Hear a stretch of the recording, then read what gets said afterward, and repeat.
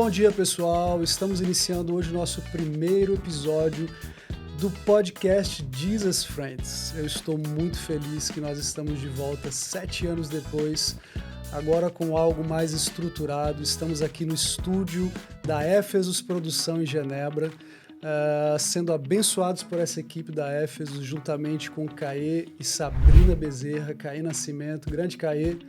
O pessoal não está vendo o Caê, mas ele está por ali.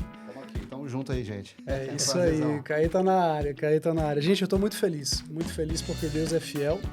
E para inaugurar esse primeiro episódio do nosso podcast Jesus Friends, nós estamos recebendo uma pessoa que para mim, na minha vida, é muito importante e para mim é uma honra recebê-lo aqui. Ele é psicanalista, ele é pastor, ele é teólogo, ele é escritor, ele fez uma tese sobre o complexo de Caim, que nós vamos estar falando também sobre o narcisismo, muito importante. Ele é o esposo da pastora Ellen Sandra, pai do Nicolas e da Mariana. Com vocês, meu grande amigo, pastor querido, Ailton Nascimento. Olá, um prazer estar aqui, Isaías, principalmente poder participar desse novo retorno de vocês. Vocês retornaram muito mais forte. Amém, pastor. E fico feliz em poder fazer parte disso. Para mim é uma honra, né? Um privilégio estar aqui com cada um de vocês. Amém. Caê, né? Com vocês, Isaías, que também tem um afeto, um carinho muito grande, né? De há muitos anos. Amém. E para mim, estou aí para ouvi-los e poder compartilhar aquilo que, na verdade, Deus quer falar com vocês ou falar conosco, né? Eu creio. Hoje a gente vai ter muitas coisas boas. Mas, cara, antes eu estava pensando aqui, o senhor é pastor Ailton Nascimento, né? É. Você é Caê Nascimento, né, cara? Vocês são o quê? A mesma família? Como é que tá? É Nascimento também, né? Eu sou da parte bonita, né? Você é da parte bonita da família? Entendi. Começou, pastor, começou. Caê tá na área, tá na área. Então, você pode responder, viu, pastor? Se quiser também dar umas tramontina no Caê aí, você pode dar sem problema. Pessoal, hoje nós vamos estar falando também sobre 3 assuntos muito importantes, áreas diferentes da vida do pastor Ailton. Nós vamos estar conversando com ele sobre a parte do pastoreio. Também nós vamos estar falando sobre psicanálise, tá bom? E nós vamos terminar um pouco com a parte pessoal, algumas perguntas que nós vamos estar fazendo para o pastor Ailton. Mas antes de tudo, para quem não conhece, pastor, se apresenta aí um pouquinho, se o senhor pudesse contar para a gente, primeiramente, eu acho que tem uma pergunta que todo mundo se pergunta, assim, quando a gente vê uns pastor fera igual o senhor. Em que momento da sua vida o Senhor se disse assim, eu vou virar pastor, eu vou ser teólogo, eu vou ajudar pessoas, eu vou curar pessoas através da palavra? É uma pergunta bem difícil, Isaías, de falar, porque eu nunca projetei isso, na verdade. Eu confesso que foi algo que foi acontecendo. Na verdade, a minha história, né, eu nasci num lar evangélico, praticamente, meus pais sempre foram cristãos. Quando eu nasci na década de 70 para 80, ser cristão naquela época era muito difícil, né? Eu me recordo que na minha rua eu era o único cristão da rua. E naquela época tinha muito aquela escola dominical, né? A gente ia para a escola e eu lembro que essa cena nunca saiu da minha mente, das pessoas tacando manga na gente. Porque vocês eram cristãos. Cristãos.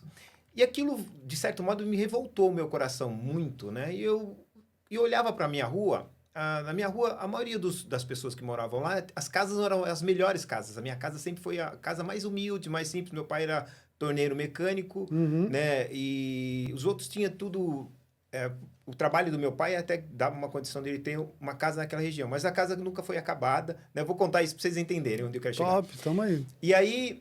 As outras todos tinham formação acadêmica, tudo. E eu comecei a crescer e pegar uma rincha em ser cristão. Falei, ser cristão, o meu pai é o único cristão.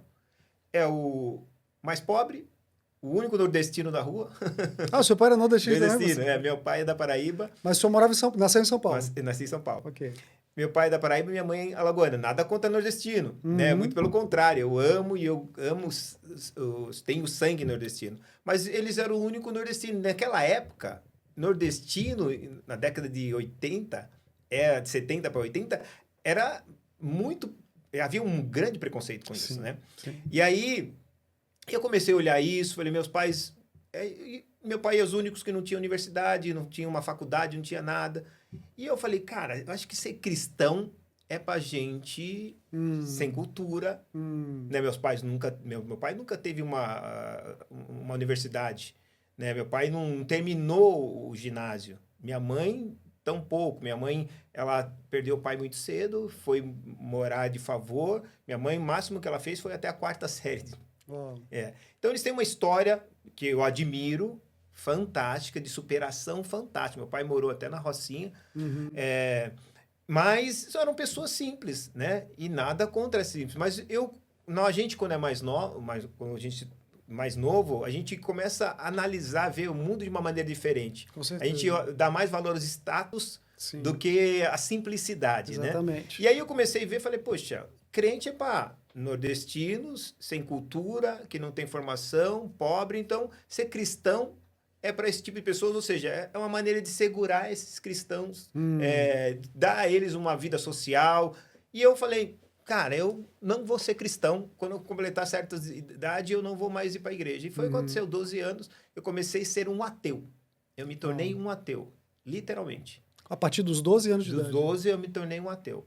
Então, crente para mim ser cristão para mim era uma coisa que os homens tentaram introduzir para tentar deixar essa classe aí, talvez com um convívio de pessoas, que ela não conseguiria se misturar com as outras. Sim. E daí, então, eu fui vivendo minha vida, e é interessante que eu sempre tive na minha vida uma ideia de que eu seria professor. Sempre. Mas eu nunca me esforcei para isso. Nunca me estudei, eu sempre fui um bom aluno, mas eu também tinha minhas dificuldades. Eu sou dislexo, eu tenho síndrome de Early. Então, eu tenho muita dificuldade de leitura, tudo. Então, isso era uma das coisas que me desmotivava a me dedicar muito tempo. Eu não tinha como me dedicar no tempo, porque eu não conseguia. Mas eu era uma pessoa que prestava muita atenção na aula, então tinha facilidade de guardar. Então, eu me dava bem porque o pouco que eu prestava atenção era o suficiente para que eu pudesse passar. Mas eu sempre tive o sonho de ser professor, porque eu admirava os meus professores. E passou, e aí eu fui para o mundão, andando uma vida totalmente desgarrada, fazendo coisas terríveis. Aos 22 anos, Deus usou uma pessoa, eu lembro disso, numa festa de salão, numa discoteca, e eu me interessei, fui falar com ela, e essa pessoa falou assim, eu tô aqui enganada, porque me convidaram para uma festa de aniversário, eu achei que era uma casa e era uma discoteca. E ela terminou na discoteca. E aí eu falei, poxa, porque eu vi que ela não dançava, não fazia nada, aí ela falou, eu falei, então vamos conversar. Ela falou, então vamos para outro ambiente. Nós fomos para aquele ambiente, e aí ela falou assim, eu já sei porque eu tô aqui, essa pessoa falou. Eu falei, por quê? Eu acho que é por causa de você. Eu falei, por quê? Você já foi cristão? Eu falei, eu fui, como você sabe? Ela falou, eu não sei. Eu só senti que eu estava aqui por causa da sua causa. A partir daquele dia, eu comecei a voltar a acreditar em Deus. Porque para mim, Deus não existia. E aí, essa pessoa começou a falar que ela estava lá verdadeiramente por causa desse propósito. E naquele dia eu senti um arrepio mesmo, que eu vi que era algo assim, como se Deus falasse, é a tua última oportunidade. Caramba. Tua última oportunidade. E a partir desse momento, olha que interessante, eu fiquei com medo, de fato, não foi um temor, foi um medo, né? Porque o temor está mais relacionado a uma obediência do que o medo em si. Eu falei assim, eu vou estudar a Bíblia, vou provar que a Bíblia é uma farsa e volto para o mundo. Ok.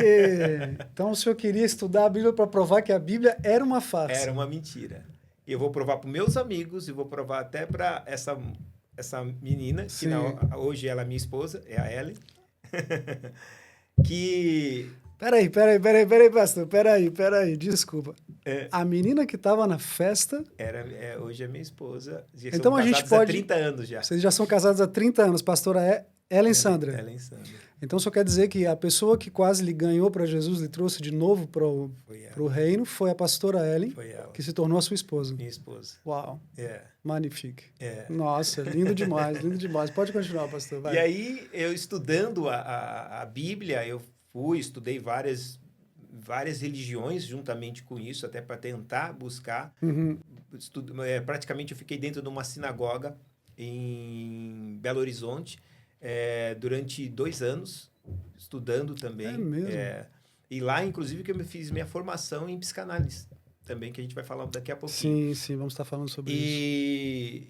Então, a minha busca sempre foi tentar desmascarar a Bíblia. Uhum. E ao longo de um período de 8 anos, 9 anos, a Bíblia me desmascarou.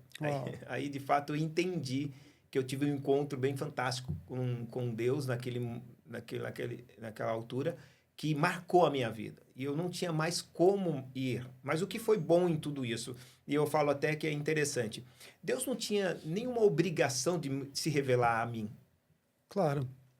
Deus não é nenhum ser como um homem que está dependendo, né, de mostrar o quanto ele pode, Sim. o quanto ele é.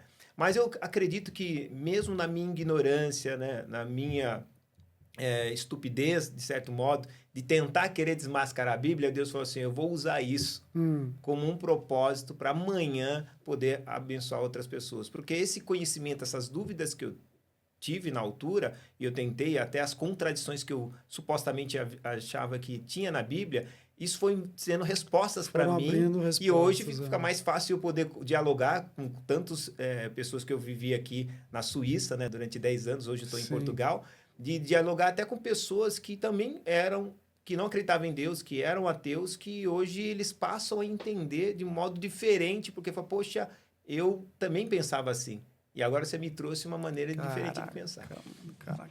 Então, isso quer dizer que depois de toda essa busca para provar algo contrário da Bíblia, foi a Bíblia que provou para o senhor? Exatamente. E interessante, eu acho que esse ponto é muito importante. Então, todo esse estudo, em busca, me tornou indiretamente alguém que tinha conhecimento. E eu queria passar isso.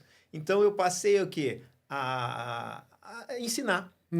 Eu comecei a dar aula no IBETEL, no Betel, várias escolas do Brasil, eu comecei a dar aula. Sim. E aí essas escolas começaram a gostar da maneira de como eu trazia a teologia de uma maneira diferente, né? E daí eu recebi o convite para vir para a Europa, né? Para fundar uma escola aqui em Genebra também. Que nós vamos estar falando sobre isso também, né? Beleza.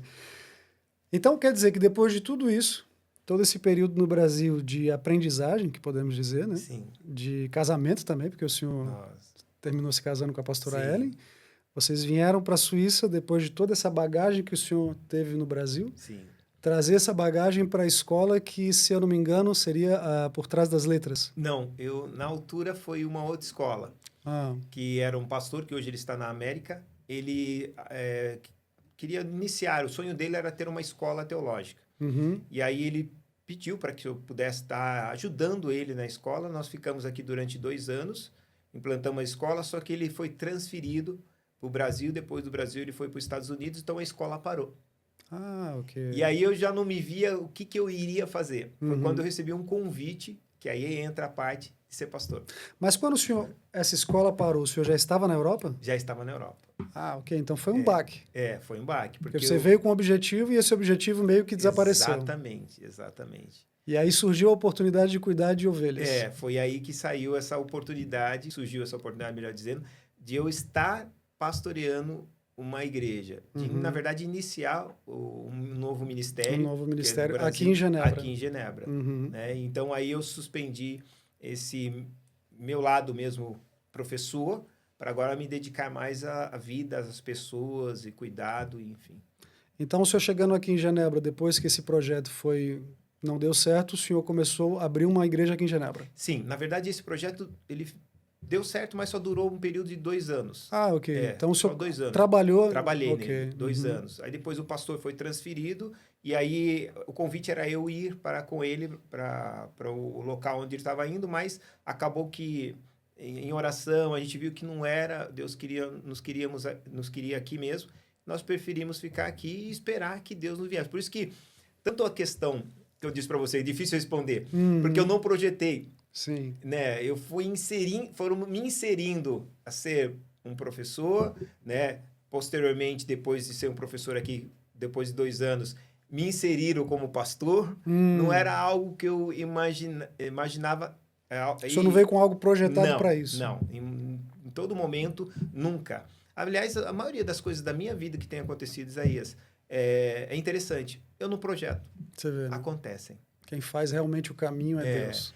E isso eu aprendi muito cedo com um rabino. Ele me disse algo muito fantástico que eu acho que eu gosto até de compartilhar. Ele me disse duas coisas. Eu tinha um sonho em Israel. Uhum. Ele falou assim, ninguém vai para Israel. Aí eu falei, como assim ninguém vai para Israel? Ele falou, o Eterno que leva. Isso é uma forte verdade, né? Ele Isso falou, é o uma forte Eterno me verdade. leva. Então, para você ter uma ideia, é uma das coisas que para mim muito me marcou. A outra coisa que ele me marcou, ele falou assim, ó, você não está aqui para fazer nada para Deus. Você está aqui para realizar alguma coisa para Deus. Sim. Porque Ele é o arquiteto. Ele te dá a planta e você faz. Ah, com certeza.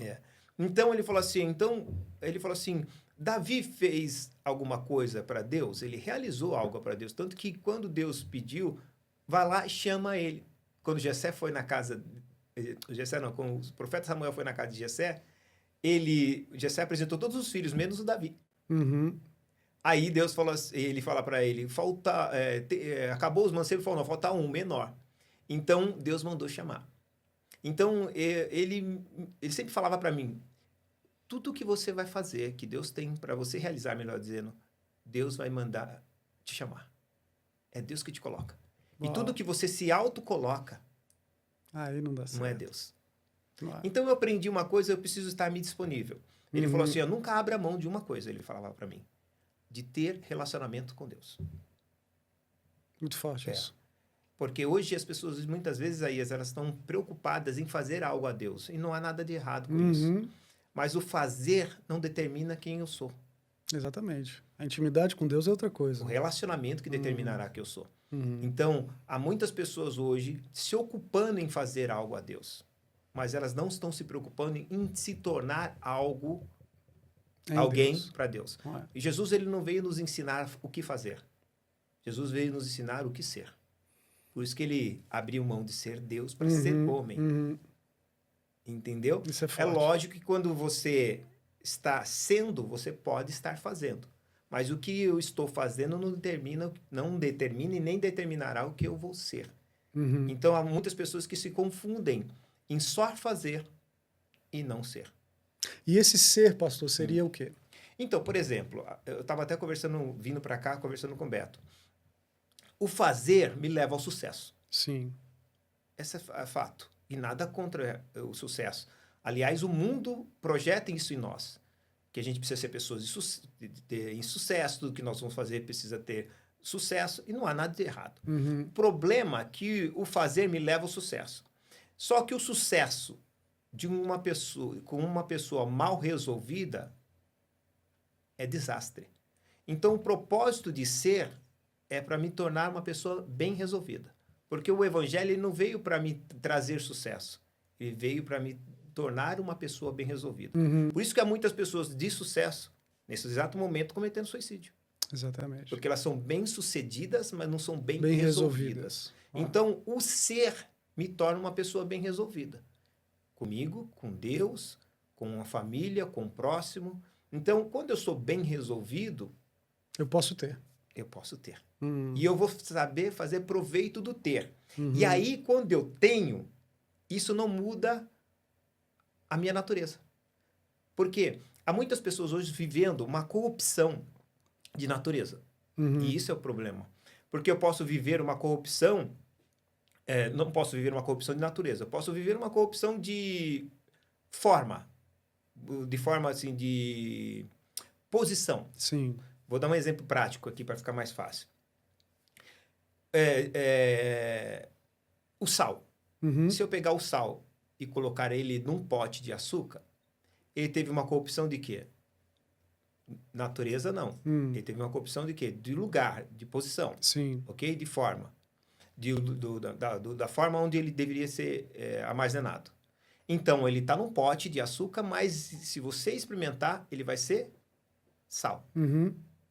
Ou seja, ele teve uma corrupção, ou seja, da onde ele deveria estar, mas não teve uma corrupção de natureza. O fato dele estar num pote de açúcar não transformou a natureza dele. Pastorzão, nós estávamos aqui conversando, mas enquanto o senhor estava falando, tinha uma palavra que no começo o senhor falou que ficou batendo na minha cabeça. Ambiente. quando o senhor estava contando aquele momento que o senhor conheceu a pastora Ellen, nessa festa, primeira vez que vocês se viram, e ela pegou e falou para o senhor assim, vamos mudar de ambiente para a gente conversar? A minha pergunta é, o senhor acredita que uma pessoa que vive segundo as normas, segundo a vontade de Deus, ela consegue ou ela poderia viver num ambiente ou participar de um ambiente inapropriado? Isaías, boa pergunta. Na verdade, eu não só acredito que ela pode, como ela deve. Uhum. O propósito maior do Evangelho é justamente isso. O que Jesus veio fazer? Mudar nossa natureza. A Bíblia diz assim, aquele que está em Cristo, nova criatura. Sim. As coisas velhas se passaram, eis que tudo fez novo. Pedro, na carta de Pedro, ele diz na segunda carta de Pedro, capítulo 1, versículo 16, ele fala assim, ó, que nós não mostramos a sua virtude e também a sua graça por meio de fábulas, mas nós vimos a sua majestade. Uhum. Olha que interessante esse texto. Depois vocês leem isso, 16 e 17. Beleza. O que mais me chama a atenção é Pedro dizer que viu a majestade. Porque Pedro, vindo isso de qualquer outro, eu poderia até concordar, mas vindo de Pedro, o que ele mais experimentou foi o poder. Sim. É o cara que andou sobre as águas, é um cara que viu Jesus fazer tanto, mas ele falou, nós não vimos o teu poder, ele fala, nós vimos a sua majestade. E aí eu aprendo uma coisa que Pedro queria nos ensinar algo tremendo. Eu já vou responder a tua pergunta, mas eu preciso trazer isso. Beleza.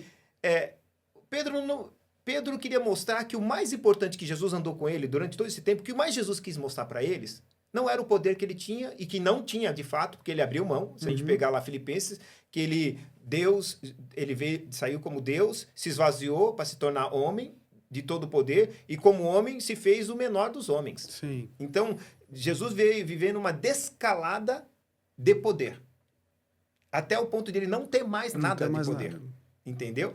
E aí, o que restou para ele? A natureza. A realeza. Então, ele mostrou que ele... Olha que Pedro está dizendo. Nós vimos a sua majestade. Então, ele está falando assim, ele abriu mão do poder, mas não abriu mão da sua natureza. Uau. Isso é massa. Então ele estava num mundo cheio de pecado, um mundo onde todo mundo peca, um mundo onde todo mundo estava fazendo tudo errado, mas o que fez ele não errar não era o poder que ele tinha, ou o poder que ele não tinha. Era a natureza. Uau. Porque ele teve uma corrupção de ordem, mas não teve uma corrupção de natureza. Então, se eu posso ter como eu disse, eu posso ter uma corrupção de ordem, estar no lugar onde eu não deveria. Mas a corrupção de ordem não muda a minha natureza. Eu não posso ter uma corrupção de natureza porque eu tive uma corrupção de ordem. E aí, respondendo a sua pergunta, a Ellen, mesmo talvez ela não sabendo disso, ela foi para esse ambiente, era um ambiente onde ela não estava, mas ela não teve uma corrupção de natureza.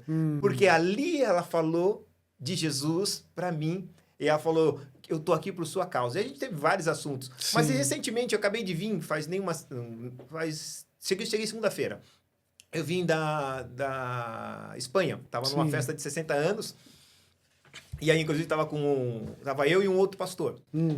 E o interessante é que nós estávamos na festa, o ambiente, né, era um ambiente de festa, de pessoas que não são cristãs, né, outras eram, mas a festa era um ambiente que praticamente as pessoas estavam bebendo, fazendo várias coisas, e aí chamaram eu e o outro pastor, o pastor fez a oração, eu fui ali e falei assim, ó, como ele era um pastor mais velho que eu, dei a honra dele fazer a oração, e eu falei, só quero te dar uma bênção aqui, e eu li até a bênção de número 6, né, 22, que é uma bênção sacerdotal, é uma bênção especial que os sacerdotes dão, e aí eu dei sobre ela, e aí o pastor foi embora e eu fiquei.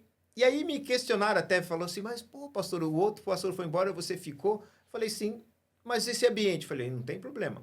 Porque o mais importante não é o fato de eu não estar aqui. É o fato de quem eu sou? De quem eu sou aqui.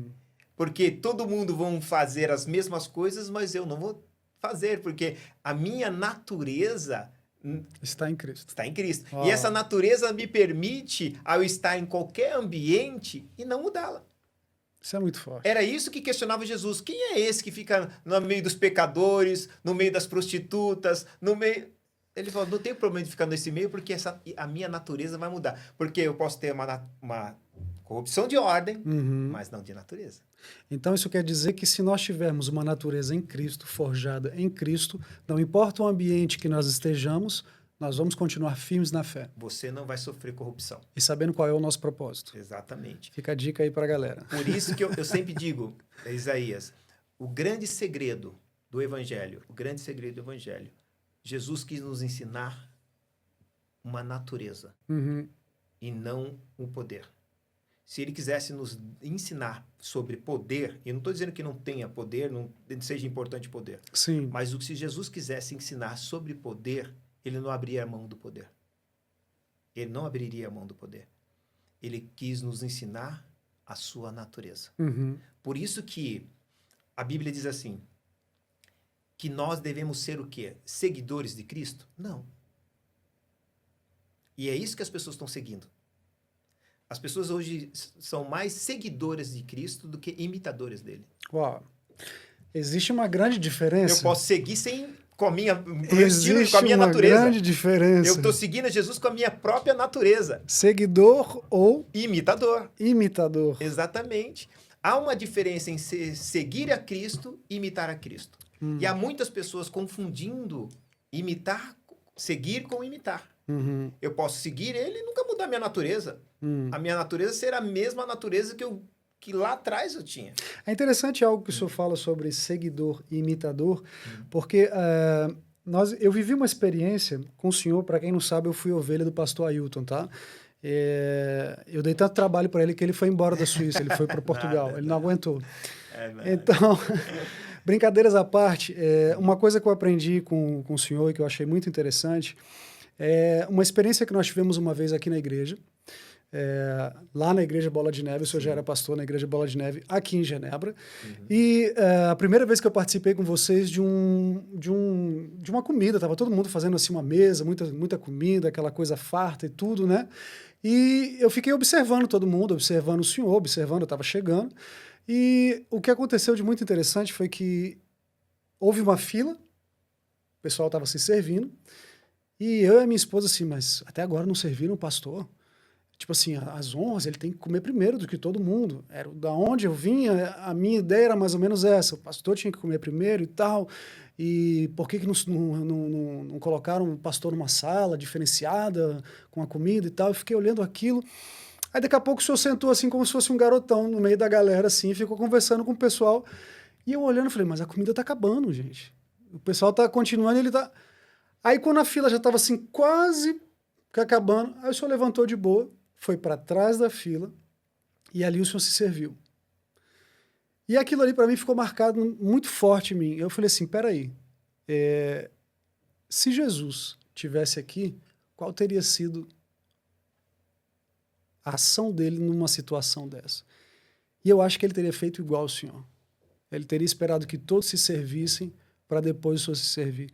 E a partir daquele dia eu vi que em pequenos detalhes, que já foram muitos com as nossas experiências de amizade, de pastoreio, de tudo isso que eu aprendi com o senhor, mas ali, a partir daquele dia, eu vi o que é a diferença de uma pessoa que quer imitar a Cristo do simplesmente uma pessoa que segue a Cristo.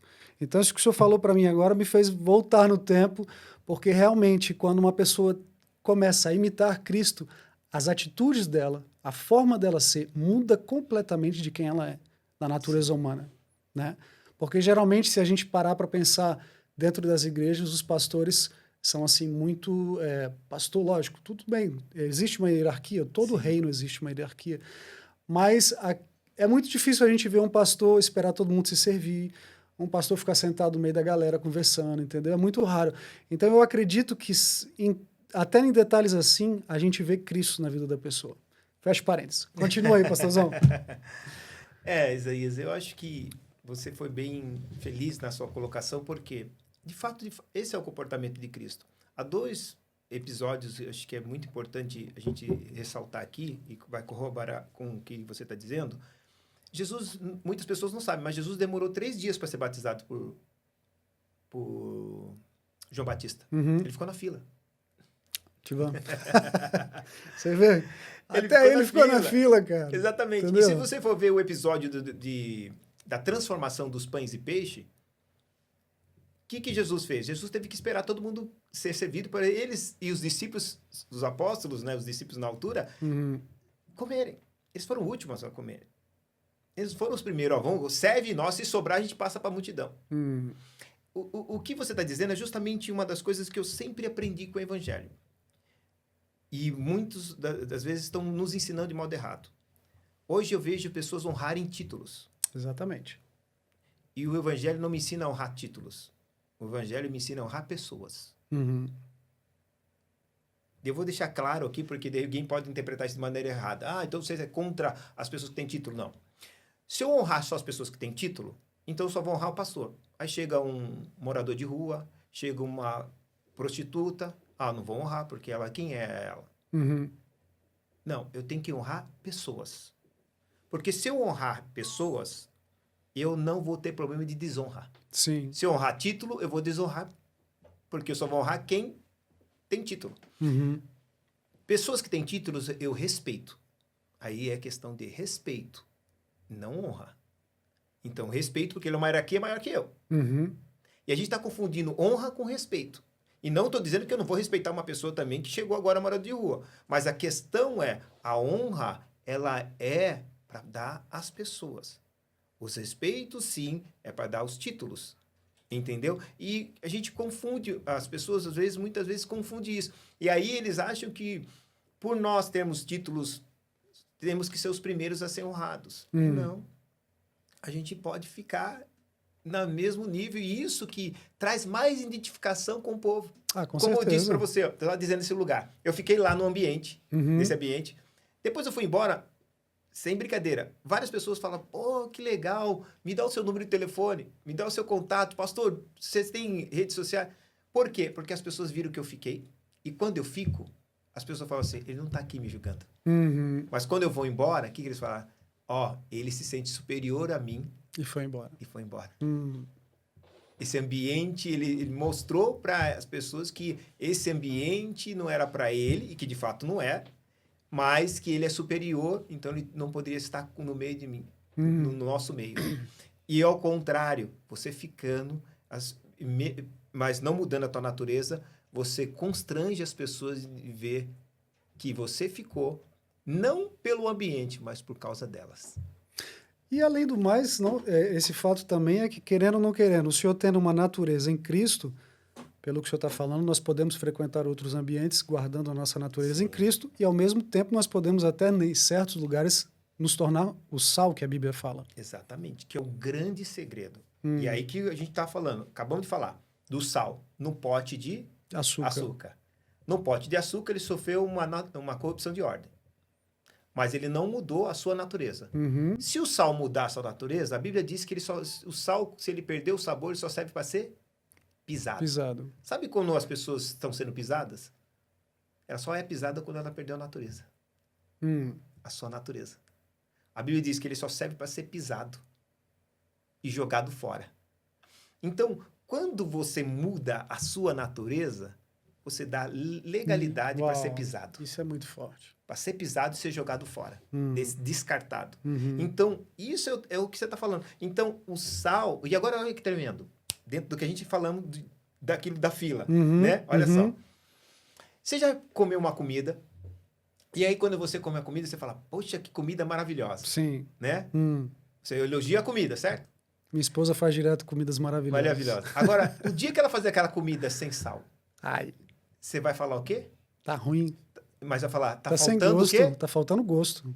E a expressão, sabor. Faltando sal. Sal, certo? Você não elogia o sal quando ela tá bom. Mas quando falta o sal, você elogia. Olha só. Sabe na hora que tá faltando. Olha que tremendo. Então, eu aprendo uma coisa. Quando Jesus fala assim do sal, ele tá me ensinando uma coisa maravilhosa.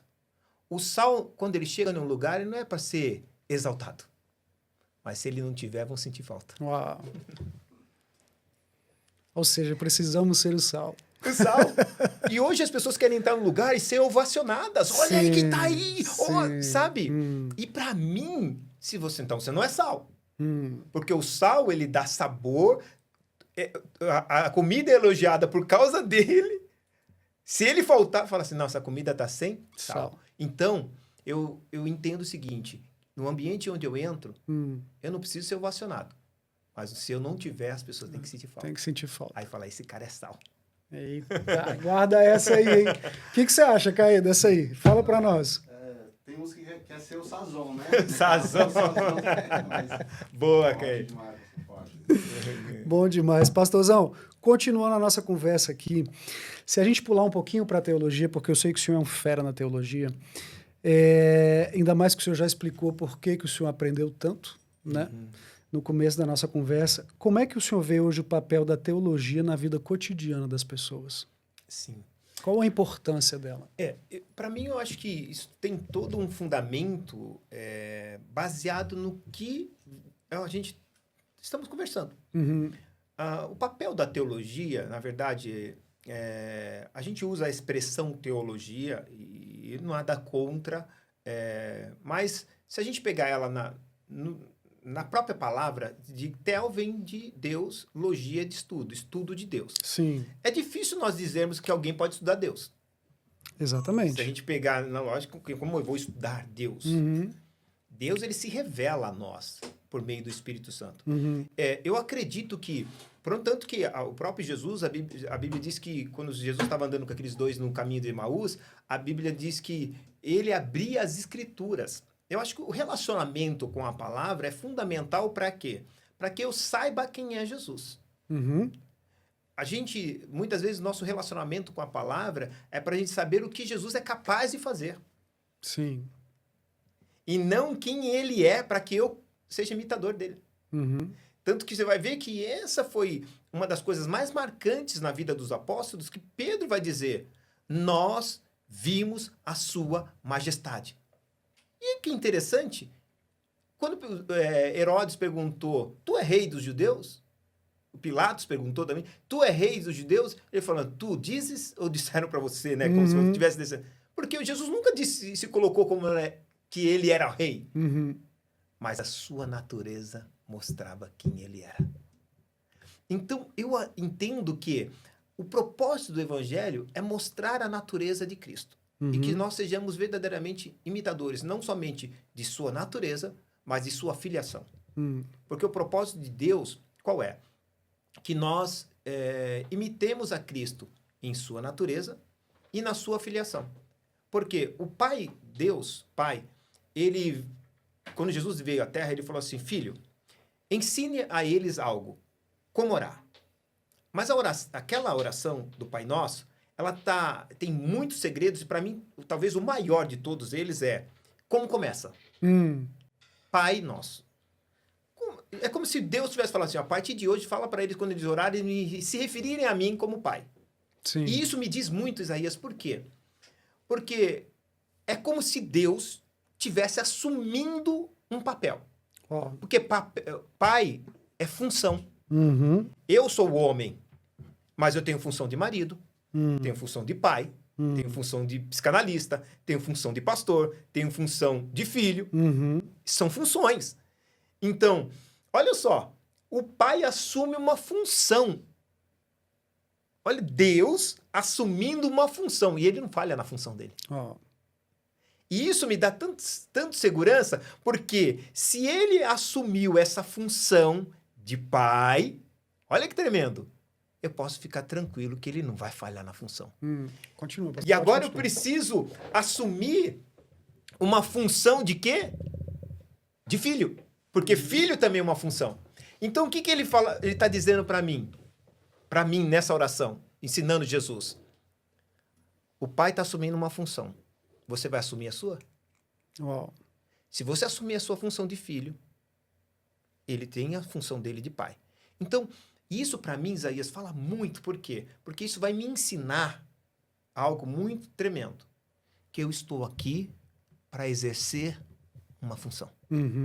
E a função é ser filho. E o pai nunca vai falhar na sua. Porque pai não é só aquele que provê. Com certeza. Pai é aquele que dá direção. Pai é aquele que me dá, que incentiva. Pai é aquele que põe para mim leis e regras. Tanto que o papel, a função, uma das funções do pai é estipular leis e regras. Tanto que a gente até brinca, assim, a mãe fala assim, ó, quando seu pai chegar, eu vou contar para ele, porque o pai é a lei. Entendeu? E a gente, quando a gente vê isso, eu estava até conversando com o Beto, né? A gente vindo para cá, eu falei assim, hoje, se eu perguntar, o que Deus mais espera das pessoas? Que as pessoas o amem ou o respeitem? O que você acha? Eu acredito... É uma boa pergunta, pastor. Que as pessoas o amem ou que as pessoas o respeitem? Ou seja, ter temor? Se o princípio da sabedoria é o temor, eu acredito que seja respeitar. Perfeito. Perfeito, Isaías. Só que hoje, o que as pessoas estão mais nos ensinando? Amem a Deus. Amem a Deus. Amem a Deus. Não há nada de errado. O que está errado é o seguinte. O amor a Deus não me leva ao céu. O que me leva ao céu é o respeito a Ele. O amor, por mais que ele seja bom, ele até... Eu sacrifico. Muitas pessoas fazem sacrifício por amor. Sim. Mas olha só. Se o sacrifício é importante e está ligado ao amor, olha o que Deus vai dizer para Samuel. Samuel, o mais importante é obedecer do que sacrificar. Obedecer está ligado ao respeito. O céu não é para quem ama a Deus, o céu é para quem obedeceu a Ele. Repete isso aí, pastor, por favor, que essa aí... O céu é? O céu não é para quem ama a Deus, o céu é para quem respeitou Ele. Respeito. Isso e nós estamos vivendo uma geração onde os pais, presta atenção, isso é tão tremendo, onde os pais negociam com os filhos porque querem o amor dos filhos. E nunca eu posso negociar com meus filhos querendo o amor dos meus filhos. Eu quero o respeito deles, não o amor deles. Claro. Mas por que os pais querem o amor? Porque são carentes. Então, pais carentes, que sofreram carência, eles estão negociando, fazendo acordo com os filhos, porque eles querem o amor dos filhos, querem ser amados pelos filhos, ao invés de querem ser respeitados. E isso demonstra a sua fraqueza. Eles terminam cedendo, fazendo a vontade fazendo dos concessão, concessões, abrindo mão de princípios e valores, porque não quer contrariar o filho, porque se contrariar o filho não vai mais amar, dizer que ama. Quando, na verdade, Deus não faz nada para nós amarmos. E, na verdade, fazendo isso, os pais estão querendo o quê? Preencher um vazio que eles tiveram na infância. Exatamente. De falta de amor. Isso é muito sério. Eles estão tentando preencher algo que lhes foi tirado. Algo que talvez lhes foram tomados. Então, de certo modo, eles estão tentando fazer uma compensação que, na verdade, vai sair muito trágica, porque uma pessoa que nasce com muito amor, sem obediência e sem respeito, ela vai ser uma pessoa muito frustrada. Porque ela vai se deparar em lugares que ela vai precisar ter limites e respeito. Já que nós estamos falando, pastor, já que nós pulamos da teologia, agora nós estamos falando quase amor, sentimento, respeito, a gente podia entrar um pouquinho na psicanálise, né? Que, gente, para quem não sabe, o pastor Ailton é também psicanalista, terapeuta, e ele ajuda muitas pessoas, inclusive a mim. E além das terapias que ele faz pessoais em Portugal, ele também faz terapia, só faz terapia online, né, pastor? Online, eu atendo pessoas no Japão, Inglaterra, Irlanda, Brasil, América. Pastor, como é que o senhor vê a terapia? Eu acho muito interessante, porque até muito tempo atrás a gente não ouvia falar em terapia online, né? O senhor acredita que... muito grande. Exatamente. Eu, quando participei da minha primeira terapia com o senhor, eu achei que não haveria aquela coisa assim de aproximação, da gente estar com a pessoa, e pelo contrário, foi quase, para mim, foi tão produtivo como se nós estivéssemos frente a frente. O senhor acredita que existe realmente uma diferença entre uma terapia online e uma terapia pessoal frente a frente, cara a cara? Como nós dizemos em francês, tête à tête? Na verdade, Isaías, eu também tinha um pré-conceito dessas terapias online. Porque eu também tinha o mesmo conceito de entendimento que você. Sim. Que eu acho que precisaria ter essa interação, né, mais pessoal, né? E a internet é bem interpessoal, né? Bem distante. E eu achei que seria interessante sempre ter esse contato. Mas depois da pandemia, a pandemia forçou nós, psicanalistas, a atendermos as pessoas online. Na pandemia teve muitos casos. As pessoas estavam entrando em depressão, outras entrando em crise de ansiedade. E aí, o nosso órgão, ele liberou para que nós pudéssemos atender, dar esse suporte online. Mas deu muito certo. Imagino. Muito certo.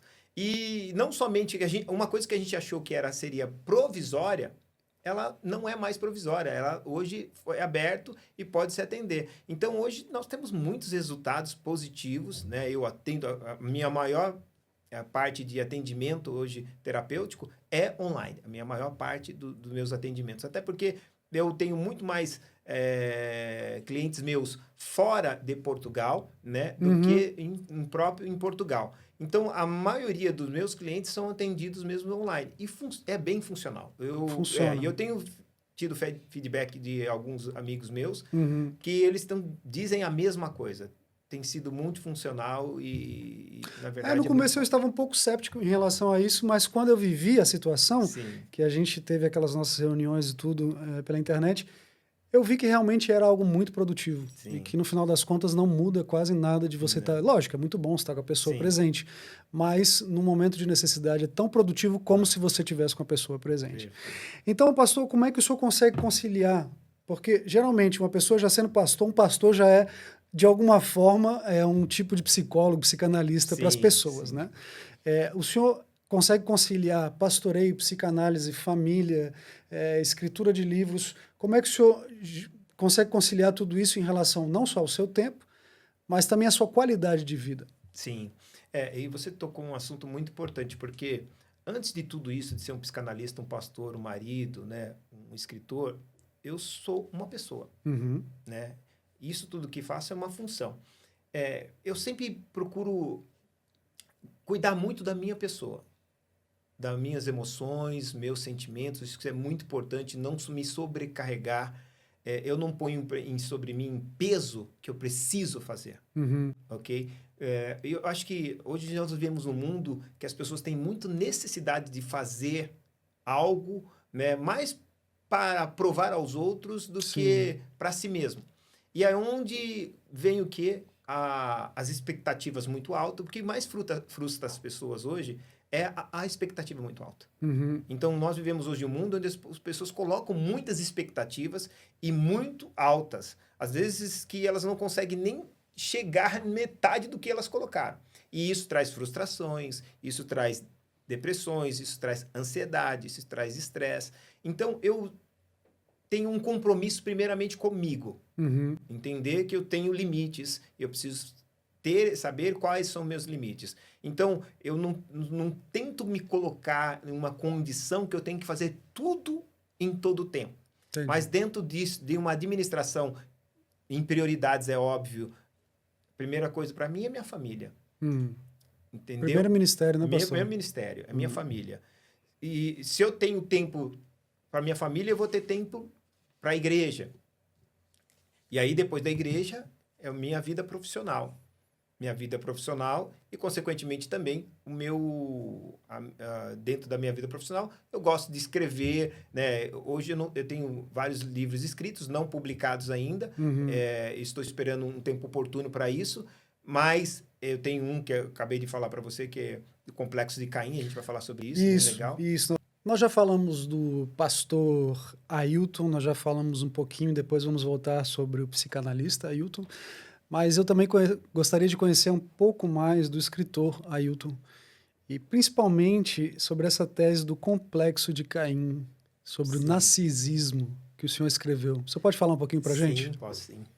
Na verdade, Isaías, esse foi uma tese, né, do meu mestrado para psicanálise, falando sobre algo que... Eu queria pegar algo que eu tinha muito mais relação. Por exemplo, eu tenho muita relação com a Bíblia, né? Eu, por ser dislexo, eu não tenho muita dificuldade de ler livros, né? Então, o pouco que eu consigo ler, eu me dedico à Bíblia, né? Não é uma crítica a quem lê livros, eu acho que tem livros fantásticos E eu acho que as pessoas... Isso ajuda muitas pessoas. É óbvio que você não pode fazer dos livros a tua Bíblia, senão você vai fazer o que aconteceu no tempo de Jesus. Jesus, quando chegou, eles não liam a Torá. Eles liam o Talmud. Sim. O Talmud é a interpretação da Torá. Então, o Talmud ficou mais importante do que a própria Torá. Uau. E aí, Jesus veio justamente que falava, Moisés não dizia isso quando ele falava. Mas Moisés não quis dizer isso. Por quê? Porque era a interpretação.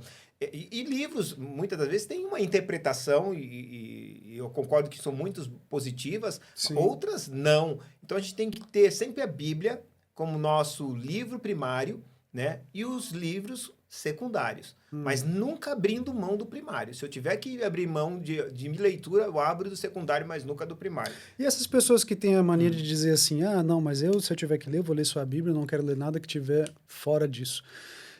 O senhor está de acordo com esse tipo de situação? Não estou de acordo, até porque também eu entendo que Deus deu a homens revelações, algumas revelações. Eu acho que essas revelações, ela ajuda, nos ajuda. É óbvio que a gente tem que ser bem seleto, procurar, né, ter um pouco de conhecimento. Eu acredito que a Bíblia, se você é um estudioso da Bíblia, você consegue selecionar bem isso. Entendi. Você olha e fala, não, isso não está batendo. Não está batendo. Isso está fora daquilo que a Bíblia... Mas é importante, isso nos ajuda. Eu acho que é importante você poder estar lendo, tendo um pouquinho de entendimento do que aquela pessoa tirou daquele texto. Acho que é bem legal. E o que te levou, pastor, a falar sobre o narcisismo? Então, é exatamente disso que a gente está falando. Pelo fato de eu ter muita relação com a Bíblia, eu tinha que fazer uma tese e eu pensei, vou fazer uma tese de alguém da Bíblia.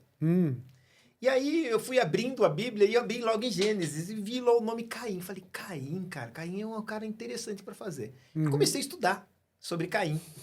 E aí logo Caim, eu fui ver que a Eva, ela teve uma grande contribuição para Caim ser o quê? Narcisista. Por quê? Aí, onde eu cheguei, logicamente não vai dar para me falar de tudo, mas vou tentar fazer um resumo. Resumo aqui. Quando Adão e Eva pecaram, Deus ali aparece para eles, né? E aí vai falar para Adão, vai falar com Eva, vai falar com a serpente. E para Eva, ele diz assim, que dela nasceria um que pisaria na cabeça da serpente. Da descendência dela nasceria um que pisaria na cabeça da serpente. Ou seja, esse cara vai ser o salvador do mundo. Certo? Sim. Nasce quem primeiro? Ela teve 2 filhos, Caim e Abel. Quem Caim e Abel. Caim. Ela falou assim, ele é o salvador. Ai. Aí, você vai ver que ela vai tratar ele, como natural, se fosse... como fosse o salvador do mundo. E você pode ver que todo narcisista, ele tem um problema. Tudo que ele quer que as pessoas façam tudo por ele. As pessoas têm que esperar. Ele é o centro de tudo. E você vai perceber que o primeiro sinal dele de narcisismo é quando a Bíblia diz assim, que foram levar a oferta. Sim. E quando foram levar a oferta, Caim levou a sua oferta e Abel também levou a sua oferta. E você vai perceber que Deus rejeita a oferta de Caim. Por qual motivo? Há muitas pessoas que dizem que é porque ele levou o pior da terra. A Bíblia não diz isso. A Bíblia é clara em dizer, a cabo de dias trouxe Caim a sua oferta. A cabo de dia, ou seja, depois de muito tempo. O narcisista faz todo mundo esperar ele. Uau! Primeiro sinal de narcisismo é o quê? Não, quem é mais importante aqui é eu, não é Deus. Quem é mais importante aqui é eu. Deus vai ter que me esperar. Uau! Isso é forte. E a Bíblia diz que ele rejeitou. E quando o narcisista não gosta de ser rejeitado. Então, o senhor está dizendo para mim que Deus rejeitou a oferta de Caim porque ele atrasou... A cabo de dias, está escrito lá, a cabo de dias, trouxe Caim a sua oferta do fruto. Ou seja, ele se fez esperar, se achando maioral. Deus, exatamente. Deus vai ter que me esperar. É a coisa de narcisista. E Deus chegou para ele e falou, não, querido, não é assim que funciona. O narcisista, ele pensa que ele é o centro de tudo. Tudo então, roda em torno dele. Do narcisismo vem o quê? A raiz de todos os males, que seria o orgulho. É isso? Orgulho, a vaidade. O que fez Lúcifer cair lá desde o começo. Então, exatamente. a gente é a origem de todo mal, né? E o senhor terminou isso? O senhor publicou? Então, eu tenho a tese publicada O livro tá para sair provavelmente até o mês de julho.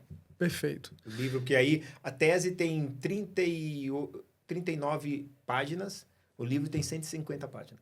Bom, É. porque se a gente falar um pouco sobre esse complexo de Caim, que é ligado ao narcisismo, a gente pode entrar em tantos assuntos, principalmente na nossa visão cristã. Sim. Né? Quantos pastores narcisistas? Exatamente. Quantos cantores narcisistas? Cantores narcisistas. Quantos pregadores e tal, preletores que estão aí. Só músicos que não tem, né? Só músico Só músico que não é narcisista, né, Caio? O Caio não é narcisista, né, Caio? Quase nada, Caio. E isso é tão verdade, por quê? Porque você tocou num assunto muito importante. A tendência de ter maior número de narcisistas, por incrível que pareça, Não, você vai dizer pra mim que é dentro da igreja? no meio do louvor. No meio do louvor. Ih, Caio, aí, ó. Estamos... Por isso que eu não gosto de música. Vem aqui que o pastor... Vem aqui que o pastor já vai orar pra você. Eu velho. não estou dizendo que todos, mas existe uma grande característica, não digo daqueles que tocam, mas daqueles que estão no meio do estrelato, entendeu? É. Eles têm... Por quê? Porque essa síndrome vem do próprio Lúcifer. E Lúcifer era o quê? Anjo de luz e de música, de tudo. Ele cuidava dessa área do louvor. A Bíblia diz que quando Lúcifer chegava, Lúcifer, na verdade, ele tinha nas suas roupas instrumentos, praticamente. Uau, ele E emitia... Quando ele chegava, as pessoas sabiam de longe que a Lúcifer está chegando, pelas suas roupas. Então, Lúcifer, você vai ver que ele tem essa síndrome também. De achar que ele é... Tanto que ele é tão forte que o narcisista ele tem um poder de persuasão tão grande. E Lúcifer não era o demônio mais poderoso.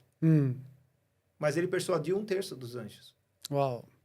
Os mais poderosos estão lá.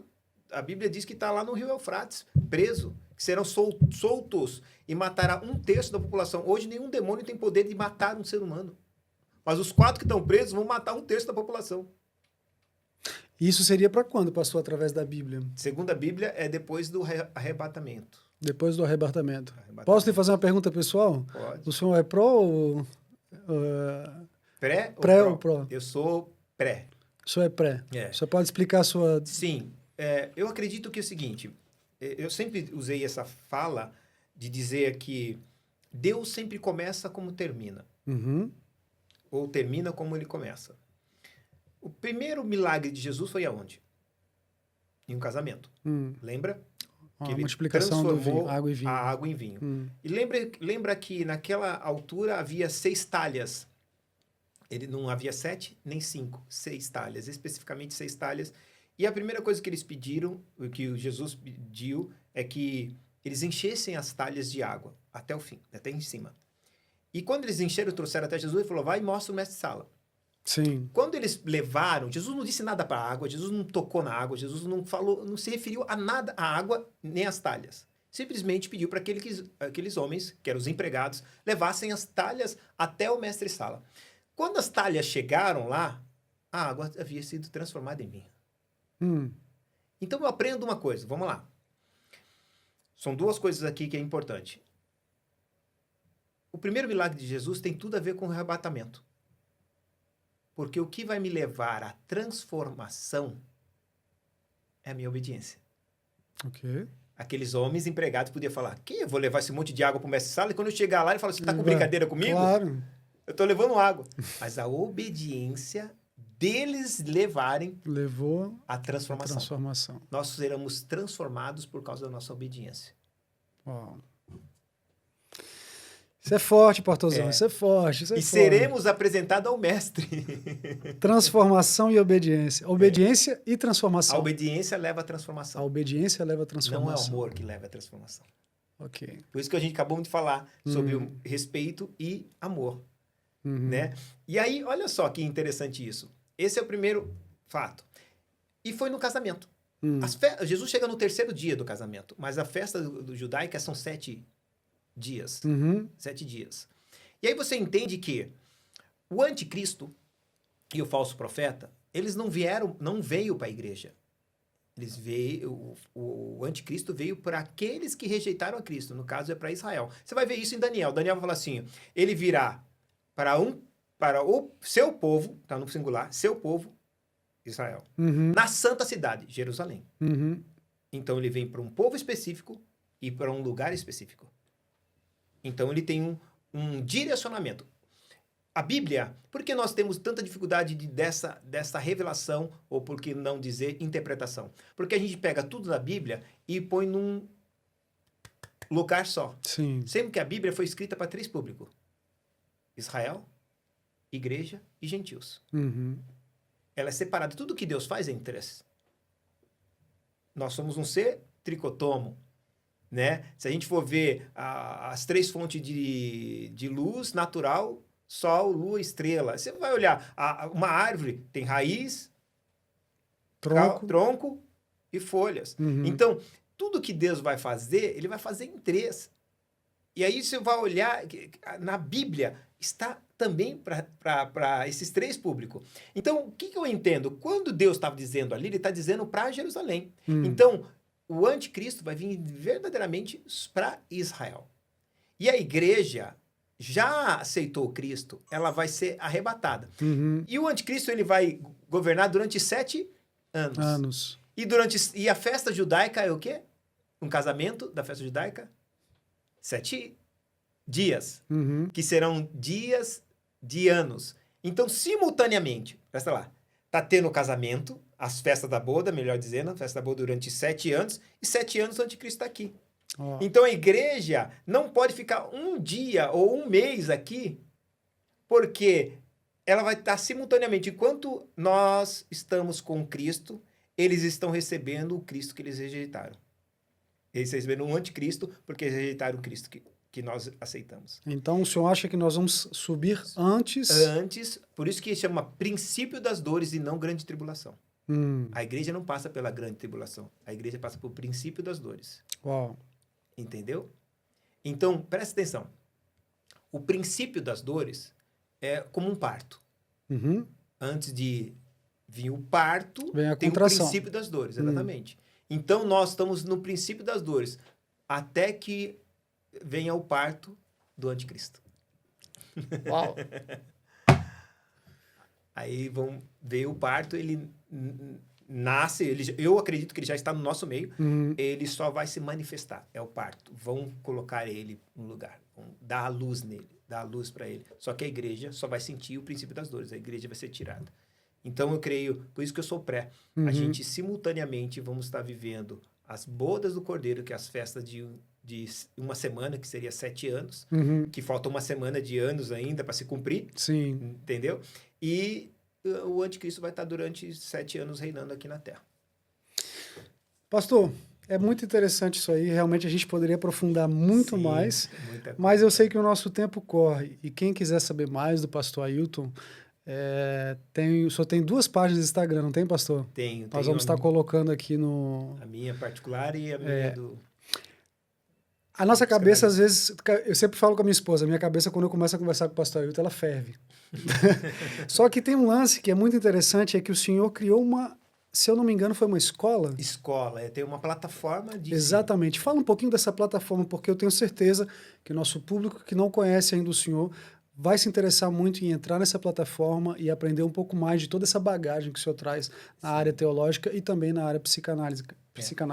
Então, eu, na verdade, Isaías, eu senti a necessidade de ter, não hoje não, mas alguns anos atrás, de ter criado a plataforma justamente para poder passar esses assuntos, acho que tão importantes como o fim dos tempos. Sim. Né? Eu acho que é uma coisa que nós hoje precisamos muito falar sobre isso, nós pastores, e abordar muito isso sobre a igreja. A igreja precisa ser prevenida em saber, né, em qual estação ela está, como igreja, em que estação nós estamos.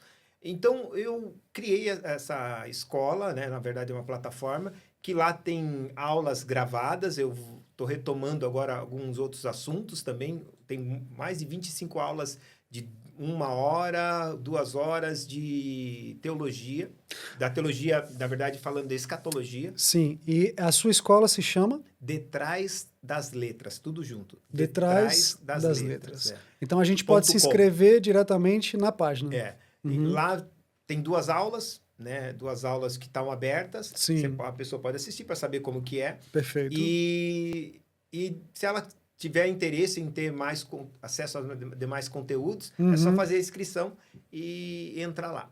Ok. Perfeito. Então, nós vamos estar colocando aqui também o link do Detrás das Letras. Nós já fizemos aqui em Genebra com o senhor um período. E foram, assim, estudos que, uau, a cabeça faz... que às vezes a gente lê a Bíblia, né? O que é mais incrível é que a gente lê, muitas vezes a gente interpreta de uma certa forma. Sim. E o que eu acho interessante é que o senhor está sempre trazendo interpretações novas, coisas que a gente nunca escutou da boca de outros pastores. Eu acho isso muito importante porque cada um tem uma visão, mas certas visões a gente sente que vem do céu. Amém. E eu acho isso muito importante ressaltar que quando vem essas visões assim, a gente sente, principalmente leigos como nós, como eu, por exemplo, mesmo sendo leigo, nós temos, como dizer, a sensibilidade e muitas vezes quando a gente escuta alguma coisa, parece que o Espírito Santo diz assim, olha, isso aqui Testifica. Isso aqui. E é muito interessante porque esses novos ensinamentos que o senhor trouxe, eu não acredito que são antigos ensinamentos, mas que para nós são novos, abre algo novo na nossa expectativa, não só na nossa expectativa, mas no nosso entendimento da fé, da Bíblia e também da parte teológica que vem junto com a Bíblia, toda essa história, que muitas vezes o senhor pega um capítulo, o senhor fala uma coisa assim que a gente fala, cara, mas como é que eu nunca pensei nisso na minha vida? Então, assim, eu acho muito louco, não sou eu que falo isso, são várias pessoas, né? Então, assim, para quem tiver interessado, Detrás das Letras... .com. Você vai lá e se inscreve, nós vamos estar botando aqui o link para você se inscrever. Pastor, voltando um pouquinho só, porque eu sei que muita gente vai querer saber sobre a área psicanalítica. A gente diz psicanalítica ou psicanalista? Psicanalista. Sobre a área psicanalista. Eu sei que hoje... Lítica também usa. Podemos utilizar também? Bom, vai ser o que vocês quiserem aí. Eu sei que muito hoje, mesmo que nós estamos dentro da igreja, mesmo que nós temos o Espírito Santo de Deus, mesmo que nós temos pastores para nos aconselhar, muitos de nós, eu diria a maioria, temos problemas emocionais. Temos problemas com o nosso passado e problemas a serem resolvidos. Sim. Eu acredito muito no trabalho da terapia psicanalítica e principalmente se ela é feita por alguém que tem o temor de Deus e o conhecimento de Deus, né? Então eu gostaria de, só para o pessoal se inteirar um pouquinho mais do trabalho que o senhor faz, que tipo de abordagem terapêutica o senhor utiliza? Sim. Eu sou freudiano, né? Existem outros segmentos e não é o fato de eu ser freudiano que eu estou dizendo que o freudiano seja o melhor, não é essa a questão. Eu me identifico muito mais com ele. Freud, ele diz uma frase que eu acho que é muito interessante, é uma frase que Freud veio de pais judeus, né? Sim. E ele tinha um problema com seu pai, e até a psicanálise ajudou ele a se resolver como ser humano. Tinha muitos traumas, muitos conflitos. Freud diz uma coisa que, na verdade, a Bíblia já nos ensina há muito tempo. Ele dizia assim, que nós sofremos de miséria humana. Todos sofremos de miséria humana. E, de fato, depois a queda. Né? A queda, a gente vai começar a sofrer da miséria humana. Eu gosto de abordar esses assuntos, e é tão legal, e obrigado pela oportunidade que você está nos dando, porque havia um grande preconceito, né, no meio cristão sobre isso. Né? Deus, ele é capaz de curar. Eu acredito perfeitamente. Aliás, eu sempre vou pôr como primário o poder de Deus, a capacidade de Deus, a divindade de Deus. Isso para mim é inquestionável, ok? Mas assim como Deus não cura todas as enfermidades, ele usa os profissionais médicos, né, para ajudar no processo da cura. Da mesma maneira, Deus, ele tem poder para curar todas as enfermidades? Tem. Mas ele não cura, ele usa os médicos. Sim. Deus tem poder para curar todos os nossos traumas emocionais? Tem. Mas nem sempre ele vai curar. Ele vai usar os terapeutas. Então, eu acredito que isso é muito importante. Por quê? Porque a gente tem que resolver muitas situações que foram traumáticas na nossa infância. E hoje, o que nós somos, geralmente é correspondente àquilo que nós recebemos na nossa infância. As faltas, né? As faltas, ou até mesmo os excessos, entendeu? Que a gente sofreu. Então, a gente está respondendo ao mundo baseado naquilo que nós recebemos na nossa infância. Porque quando a gente é criança, a gente não sabe quem nós somos. Alguém está mostrando, de certo modo, quem nós somos. Exatamente. De maneira correta ou não, está nos mostrando. A saber que os 7 primeiros anos da nossa vida, a gente só recebe ingerência. Por exemplo, você não escolhe o pai que você quer, você não escolhe a língua que você quer, a cultura que você tem, você não escolhe o teu nome, você não escolhe o país que você quer morar. Ou seja, você sofre até os seus 7 anos de idade ingerência familiar. Né? E aí eles estão ensinando, nossos pais estão ensinando, não estou aqui colocando a culpa sobre os nossos pais também, mas é mais para entender que tudo que a gente tem visão de mundo está baseado no que nós aprendemos na nossa infância. E talvez a nossa infância foi muito traumática, né? E outros por excesso, outros por falta, né? Falta física ou a falta mesmo só presencial. Pai estava lá, mas era muito ocupado, foi criado. Esses dias eu estava atendendo uma mãe, interessante falar, que é a mãe classe média, alta, e aí o filho com 18 anos estava envolvido com dependência química. E ela falou, poxa, mas eu dei tudo pro meu filho. Dei as melhores escolas. Meu filho, quando fez 18 anos, eu dei um carro. Meu filho não faltou nada. Porque hoje ele está roubando e está fazendo uso de droga. Inclusive está traficando. E ela falou assim, o que eu fiz de errado? Eu falei assim, a senhora trabalhava? Como que era a infância dele? Ele falou, não, eu sempre trabalhei. Meu marido era um empresário. Falei, então quem cuidava dele? Ele falou, uma mulher de uma comunidade. E eu falei, por quanto tempo? Ela falou, todo tempo. Até os 14, 15 anos ela cuidou dele. Falei, então ele não tem nada a ver com a senhora, ele tem a ver com a mulher que criou ele. Então ele vai pensar como ela, vai tentar agir como o povo de lá. Ele recebeu mais ingerência dessa pessoa do que outro. Então, você percebe? Não era a falta dos pais presentes, mas em quem estava cuidando deles. Desde porque ele estava sob o cuidado dessa pessoa desde 6 meses de idade. Então, ele, na verdade, tem muito mais ligação com essa pessoa que criou ele do que com os próprios pais, que só ouvia ele nos finais de semana.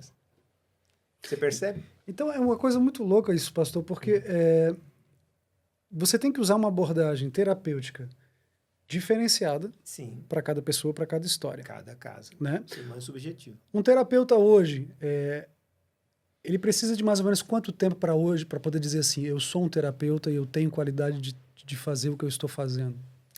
Eu acredito, Isaías, que a gente sempre vai estar aprendendo, porque a mente humana é algo que a gente não consegue fechar. A gente sempre está aprendendo. Por exemplo, hoje, uma novidade,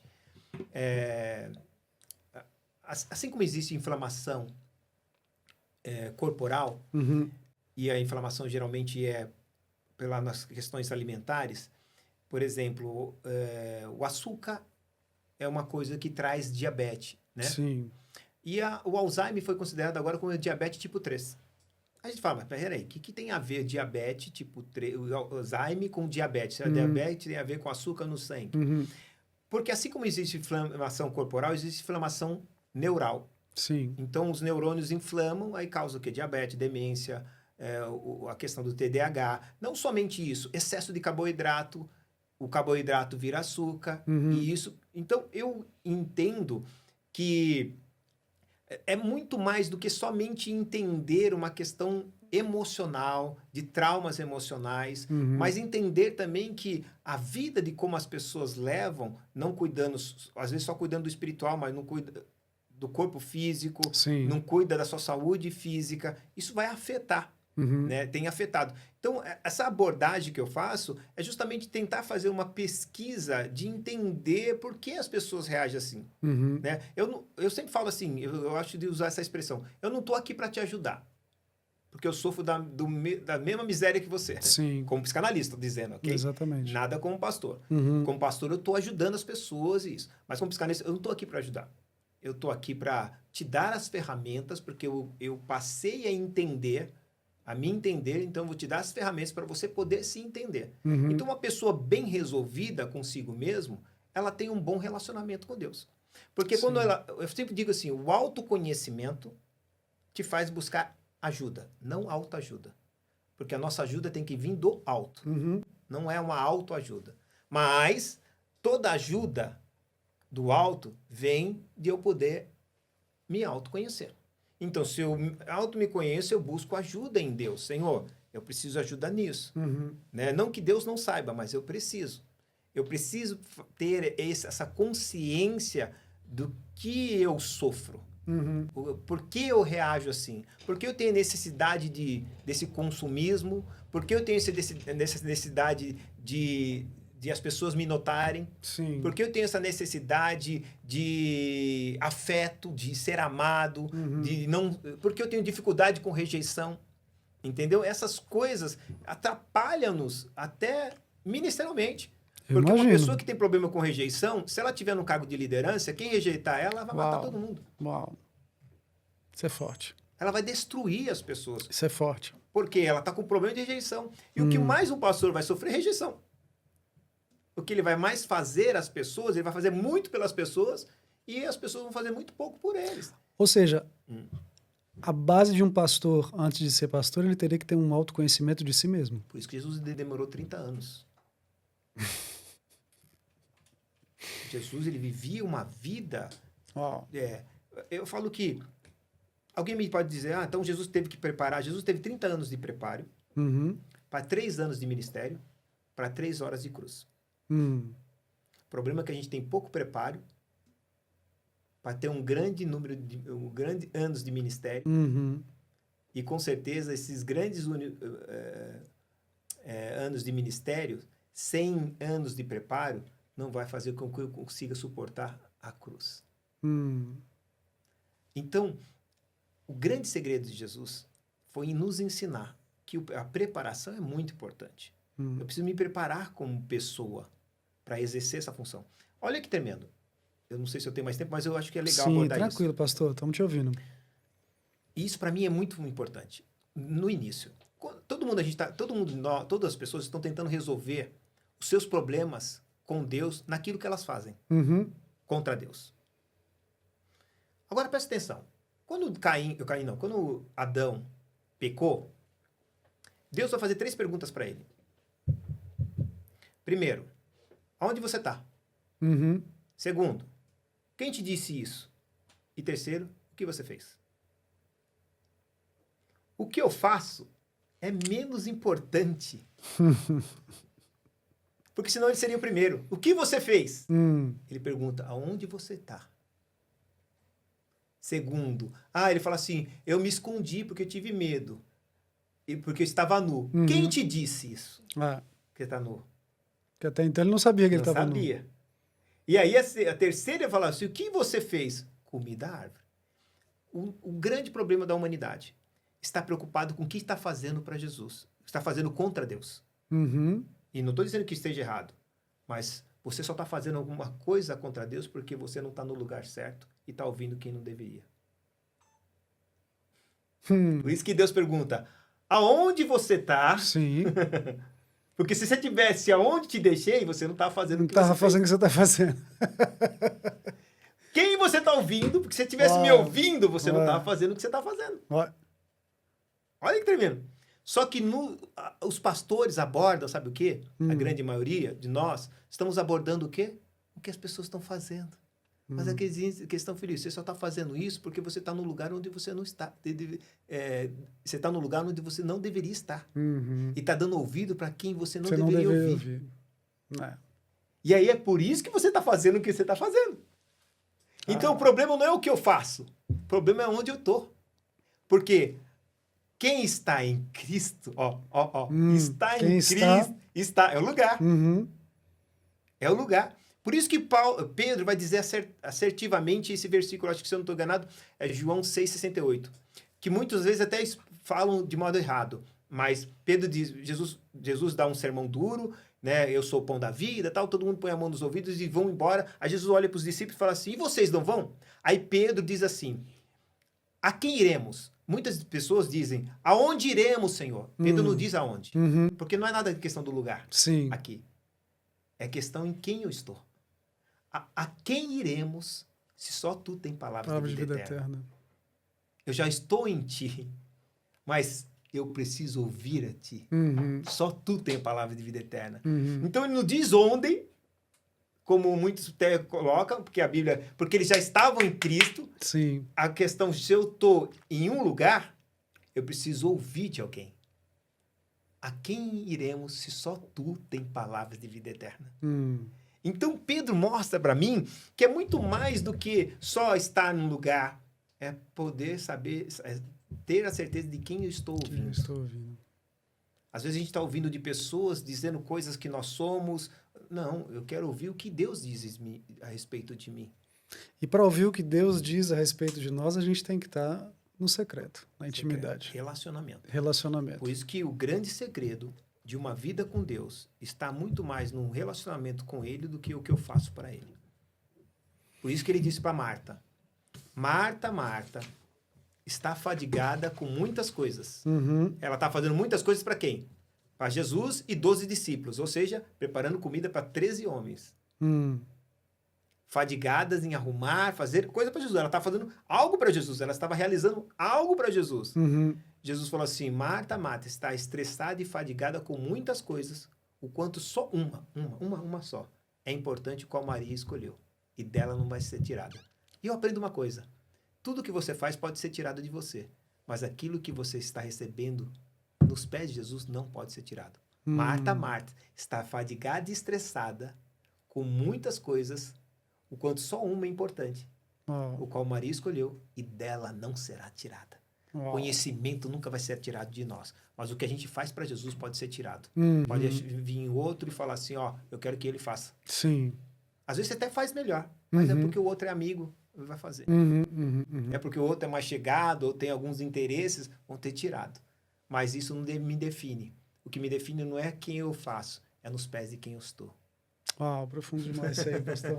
Guarda isso aí, pessoal. Vamos fazer um shot desse aí. Por isso que Paulo, a Bíblia diz que Paulo aprendeu nos pés de Gamaliel. Os pés é muito importante. Você não aprende realizando algo para alguém. Você aprende estando nos pés de Jesus. Amém. Essa é a sabedoria que nós precisamos ter. Cara, bom demais, bom demais. Nossa, é muito bom estar aqui conversando com o senhor. O que você acha, Caê? Você aprendeu alguma coisa de novo aí na sua vida? Você está precisando de um psicanalista, de um terapeuta, de um pastor? É sempre bom, né? Sempre bom, né, Caê? Assim como o conhecimento dele, né? Esse conhecimento aqui traz uma luz, né? A luz do alto, né? Amém, Caê. Uma revelação importante e veramente... Eu estou falando italiano já aqui, veramente... Veramente, amigo. Veramente... eu estou feliz de participar aqui, de estar ouvindo e aprendendo, né? Com certeza. Beleza, gente, a gente está quase chegando no finalzinho. E antes de terminar, para quem não conhece o pastor Ailton, eu gostaria de fazer 2, 3 perguntas pessoais para ele. Pastor, as bombas. Vamos lá então. A primeira pergunta é tac-tac. Eu faço ou responde. Quais são as suas maiores fontes de inspiração na vida? Você fala de pessoas ou de... A sua fonte de inspiração é aquilo que faz o senhor acordar de manhã cedo e ter aquele gás para o senhor fazer o que o senhor tem que fazer. O que te inspira quando o senhor acorda de manhã cedo? Abrir meus olhos. Porque cada vez que eu abro meus olhos, é como se Deus estivesse falando para mim, hoje te dei mais uma oportunidade. E isso me inspira. Porque o acordar, para mim, é uma coisa tão importante. Os judeus têm isso. Tanto que se você tiver com um judeu, você quer agradar ele, leia esse versículo, esse Salmo 3. Deitei e acordei porque o Senhor me sustentasse. Então ele não só fala deitei, ele fala acordei porque tu me sustentasse. Eu acredito que o que mais me dá motivação no dia é acordar. Porque a vida, para mim, é uma oportunidade de eu estar decidindo aonde eu quero passar a eternidade. Eu estava falando sobre isso agora com uma pessoa. O grande problema das pessoas é achar que Deus está dando para ela vida futura. Deus não prometeu vida futura. Deus prometeu vida eterna. E o futuro a gente faz como? Vamos lá. É isso que eu queria. Boa pergunta, Isaías. Essa pergunta é fantástica. Ai, meu Deus. Porque a gente vai se preocupar. A maioria das Claro, pessoas hoje todo mundo. estão se preocupadas com o futuro. E não tem nada de errado com isso. O que a gente precisa entender? Jesus não disse assim, ó, eu te darei a vida eterna. Quem crê em mim tem a vida eterna. Então, a vida eterna não é algo que eu vou ganhar. Ela já está Eu já tenho ela. adquirida. Porque eu criei em Jesus e não somente criei em Jesus, confessei ele, Jesus, como meu Senhor, meu Salvador. Então, eu tenho a vida eterna. E aí, a gente precisa definir o que é a vida eterna. João vai falar sobre isso, os 6.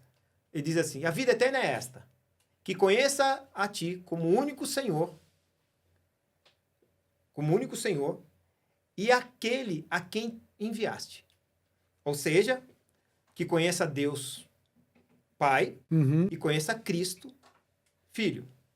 Então eu tenho o Pai e tenho Cristo como Filho, mas ele não só Filho, ele é um Salvador. Qual é a maior crise de ansiedade da população, a preocupação com o futuro? A questão de como eles vão estar financeiramente, futuramente, e a questão de como vai estar a sua vida. Então está envolvida salvação, vida, salvação, e está envolvido o quê? Provisão. Então, se eu tenho a vida eterna, eu tenho Deus como provedor, Pai como provedor, Pai como provedor, e eu tenho Cristo como Salvador. Por que eu vou preocupar com o futuro? E eu falei, se eles estão se colocando nesta função, eles têm responsabilidade com isso. Eu assumi essa responsabilidade. Olha o que a Bíblia diz. Ainda que vocês forem fiéis, eu permaneço fiel porque eu não posso negar a mim mesmo. Olha, ainda que vocês forem infiéis, eu permaneço fiel pois não posso negar a mim mesmo. Vamos mudar a mim mesmo. Eu não posso negar a função que eu assumi. De pai. E Jesus de Salvador. Caramba. Que isso. Então, melhor do que vida futura é vida eterna. Amém. Porque a vida eterna me faz estar no presente. E a vida futura me faz estar no presente, mas me preocupando com o futuro. Que se torna ansiedade. Então, as pessoas hoje estão mais vivendo uma vida de ansiedade do que uma vida de confiança na fala do Pai. O senhor tinha me falado uma coisa muito interessante uma vez sobre futuro e passado. Futuro, ansiedade. Passado, depressão. Uala. A depressão é o excesso de frustração do passado vivendo no presente.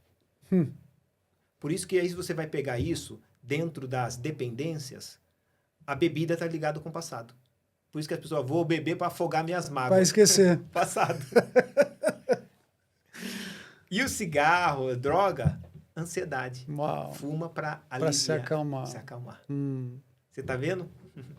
Isso é forte, isso é forte. E aí você olha tudo isso, Isaías, que é tremendo, que aí eu vou sair um pouquinho da pastoral, vou entrar aqui na psicanálise. Na psicanálise, tanto a ansiedade como a depressão e o estresse não são doenças. Para nós, psicanalistas, não são doenças. Embora tratam como doença, mas não é doença. Para nós é sintoma. É como febre. Ninguém diz, ó, eu estou doente de febre. Sim. Estou com febre. Ou seja, a pessoa tem um sintoma de febre. Ou seja, ela tem alguma doença, alguma coisa irregular nela, que a febre está apontando que ela tem alguma coisa errada. Então, eu não estou dizendo que a febre não pode matar. Eu dou um remédio para febre. Sim. Mas eu tenho que ir na causa. O que está causando febre? Da mesma maneira, a ansiedade, a depressão e o estresse são como febre. A depressão mata? Mata. A ansiedade pode matar? Pode. Então, eu dou um medicamento para resolver isso. Ok? Mas eu tenho que ir na causa. O que está causando depressão? O que está causando ansiedade? Então, eu preciso tratar a causa para não ter mais sintoma. Porque senão eu estou dando remédio para o sintoma e não trata a causa. Entendi. Entendeu? Então, é importante nós trabalharmos isso. E é legal a psicanálise. Por quê? Vamos tratar a causa. Eu sei que você está sentindo sintoma. Vamos fazer alguma coisa para baixar esse sintoma? Legal. Mas vamos cuidar da causa. Vamos cuidar da causa. Pastorzão, É bom demais estar escutando o senhor aqui. Tudo que o senhor está falando para nós é assim muito rico. Eu acredito que para vocês também de casa. Com certeza o senhor vai ter que voltar aqui, pastor, porque o tempo passa muito rápido. Eu estava vendo o Caí já fazendo assim para mim, assim, ó. Então eu gostaria de dizer para vocês, pessoal, que se vocês ouviram alguns barulhinhos durante o podcast, é porque o Caí ele estava montando um Lego ali atrás. Acho que ele não estava muito sem querer fazer. O Lego dele caiu. As peças embaixo dos 6 aí, eu só não fui para não atrapalhar. E, para terminar, nós queremos dizer que foi um grande prazer receber o senhor aqui. E se o senhor pudesse deixar hoje um recado para essa juventude que está lhe ouvindo, o senhor pode olhar para aquela câmera ali, pastor. Se o senhor tivesse um recado para dar hoje para os jovens que sofrem com ansiedade, que sofrem com depressão, que sofrem com problemas assim existenciais, eu não sei nem se eu devo dizer como pastor ou como psicanalista, mas o que o senhor sentir, o que o senhor deixaria como recado para essa juventude de hoje, principalmente nós estamos num país como a Suíça, que nós sabemos que é um país muito bem desenvolvido, um país rico, mas também é um país que está na lista de 1, 2 ou 3 dos países onde o índice de suicídio é o maior no meio dos jovens. Hoje, se o senhor tivesse algo para dizer para esses jovens, o que o senhor diria? Seja um homem de valor e não um homem de sucesso. Eu acredito que o grande valor está justamente numa pessoa bem resolvida, ao invés de ser uma pessoa bem-sucedida, e não tenho nada contra ter sucesso. É que o sucesso não resolve aquilo que está dentro do teu interior mal resolvido. O sucesso simplesmente vai fazer com que você possa comprar coisas para tentar amenizar esse sofrimento que está dentro do seu coração. Por isso que, biblicamente, agora como pastor, o que mais nós buscamos hoje? Freud dizia o seguinte, que nós estamos constantemente fugindo do sofrimento em busca do prazer. Constantemente nós estamos fugindo de todo o sofrimento em busca do prazer. E a geração de hoje, o que mais busca é o quê? Prazer. E eu te sugiro a você a ficar com o que a Bíblia nos diz, que tenho prazer na lei do Senhor. Olha o que ele está dizendo. Nós podemos ter prazer em tantas coisas, mas o meu maior prazer é na lei do Senhor. Ou seja, na sua palavra, na sua verdade, naquilo que ele diz a respeito de que você é, o que você pode ser e o que você vai se tornar estando com ele. Então, meu desejo é que você busque se resolver como pessoa, ao invés de só estar buscando a ter um sucesso como pessoa. É isso aí, pessoal. Então fica esse recado para vocês jovens, vocês adultos, aqueles que estiverem também precisando. Nós vamos estar colocando aqui todos os contatos do pastor Ailton, se você quiser entrar em contato com ele diretamente, se você estiver precisando de conselhos, de um psicanalista, se você quiser aprender mais na área teológica, você vai ter todos os links aqui para poder clicar e participar. Eu gostaria também de agradecer, logicamente, a Deus por nosso primeiro episódio do podcast Jesus Friends. E eu também gostaria de agradecer ao nosso maior patrocinador, Éfesos Produções, uma empresa que está fazendo a diferença hoje na Suíça. E eu gostaria realmente de convidar vocês a visitar o Instagram de Éfesos Produções. E também, logo, logo, nós estaremos criando o Instagram e a página completa do Jesus Friends. Um grande abraço a todos vocês, pastorzão. Obrigado de coração. Em breve eu quero receber o senhor de novo aqui, tá bom? Quem sabe o senhor traz a pastora Ellen também para falar para as mulheres algo aqui de Deus. Amém? Pessoal, um abraço, um beijo na alma, que Deus abençoe a cada um de vocês. Jesus Friends na área, tamo de volta com força total em nome de Jesus. Tamo junto.